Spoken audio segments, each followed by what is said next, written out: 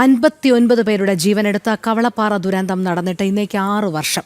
2019 August 8-നായിരുന്നു Malappuram ജില്ലയിലെ നിലമ്പൂരിലെ കവളപ്പാറയിൽ ഉരുൾപൊട്ടൽ ദുരന്തമുണ്ടായത്. ദുരന്തത്തിൽ ജീവൻ ബാക്കിയായവർക്ക് ഇന്നും പുനരധിവാസം പൂർത്തിയായിട്ടില്ല. ശിവദാസ് കന്മനം ചേരുന്നു. ശിവദാസ്, കവളപ്പാറ ദുരന്തം നടന്ന് ഇന്നേക്ക് 6 വർഷം പൂർത്തിയാകുകയാണ്. പക്ഷേ ഇപ്പോഴും ആ ദുരന്തത്തിന്റെ അവശേഷിപ്പുകാരായ കുറച്ചു പേർ ബാക്കിയുണ്ട്. അവരുടെ ജീവിതത്തിൽ മറ്റൊന്നും സന്തോഷിക്കാനില്ല. അവരുടെ പുനരധിവാസം പോലും സർക്കാരിന്റെ ഭാഗത്തുനിന്ന് പൂർത്തിയായിട്ടില്ല എന്നുള്ളത് തന്നെയല്ലേ മനസ്സിലാക്കേണ്ടത്?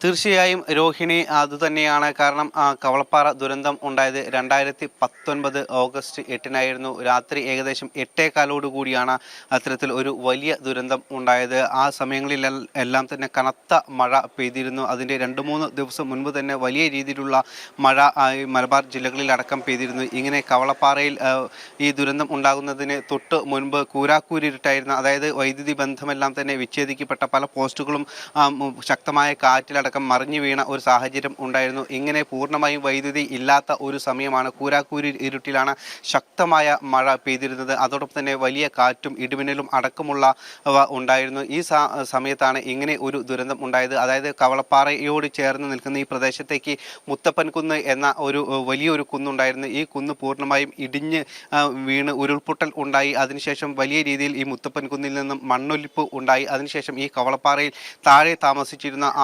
ആളുകളുടെ വീടുകളിലേക്കെല്ലാം തന്നെ ഇത് ഇരച്ചു വരികയായിരുന്നു. മലവെള്ളപ്പാച്ചിലും വലിയ വലിയ പാറക്കെട്ടുകളും മണ്ണുമെല്ലാം തന്നെ ഉരുണ്ട് താഴേക്ക് വരുന്ന ഒരു സാഹചര്യമാണ് ഉണ്ടായത്. അങ്ങനെ ഏകദേശം 45 വീടുകളാണ് മണ്ണിനടിയിലായത്. ഇരുനില വീടുകളടക്കം ഏകദേശം പൂർണ്ണമായും ഈ മണ്ണ് മൂടുന്ന ഒരു സാഹചര്യം ഉണ്ടായിരുന്നു. ഈ സമയത്ത് വീട്ടിൽ ഉണ്ടായിരുന്ന ഏകദേശം 59 പേരോളമാണ് മണ്ണിനടിയിലായത്. അവരുടെ ജീവൻ നഷ്ടമായത്. അന്ന് ഏകദേശം 20 ദിവസത്തോളം തിരച്ചിൽ നടത്തി. അതിനുശേഷം 48 പേരെയാണ് കണ്ടെത്താൻ കഴിഞ്ഞത്. 11 പേർ ഇപ്പോഴും മണ്ണിനടിയിൽ തന്നെയാണ്. അവരുടെ മൃതദേഹങ്ങൾ പോലും ഒരു അന്ത്യകർമ്മങ്ങൾക്ക് വേണ്ടി പോലും കണ്ടെത്താൻ ബന്ധുക്കൾക്ക് വിട്ടു നൽകാൻ കഴിഞ്ഞിരുന്നില്ല. ഇപ്പോഴും അത് അങ്ങനെ തന്നെ തുടരുകയാണ് ഉള്ളത്.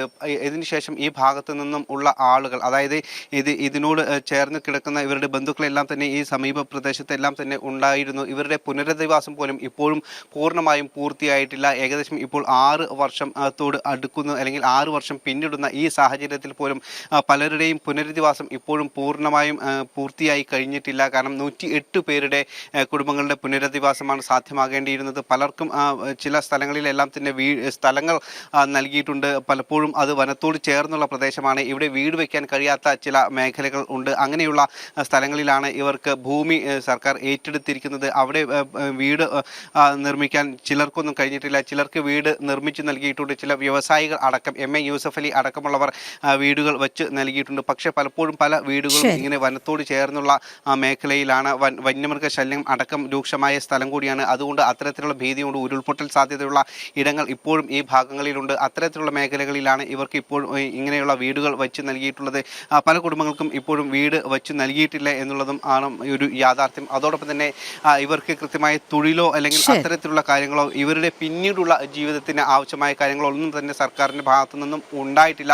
അതുകൊണ്ട് തന്നെ ഇവരുടെ ജീവിതം ഇപ്പോഴും ദുരിതപൂർണ്ണമായി തുടരുകയാണ്. അതെ, ശരി ശിവദാസ്. എന്തായാലും കവളപ്പാറ ദുരന്തം നടന്ന് 6 ആണ്ട് പിന്നിടുമ്പോഴും പുനരധിവാസം അടക്കമുള്ള കാര്യങ്ങൾ ഇപ്പോഴും ഇഴഞ്ഞു നീങ്ങുന്നു എന്ന് തന്നെയാണ് മനസ്സിലാക്കുന്നത്. ശിവദാസ് കന്മനമാണ് വിവരങ്ങൾ നൽകിയത്.